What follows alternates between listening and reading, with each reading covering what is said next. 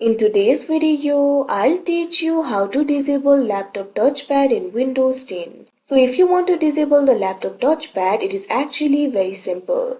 First of all, what you have to do is go to settings. For that, click on the start icon that you can see at the bottom. Now hover over the gear icon. Now click on this option, settings. After you do that, you can see over here settings will be opened. Find this option for devices and click on it.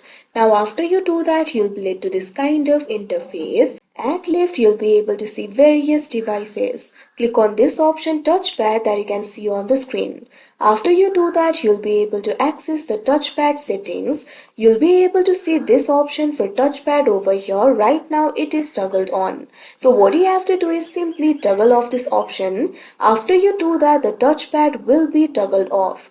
So like this, you'll be able to turn off the touchpad. So that is how you disable laptop touchpad on Windows 10. I hope you found this video helpful. Thank you for watching.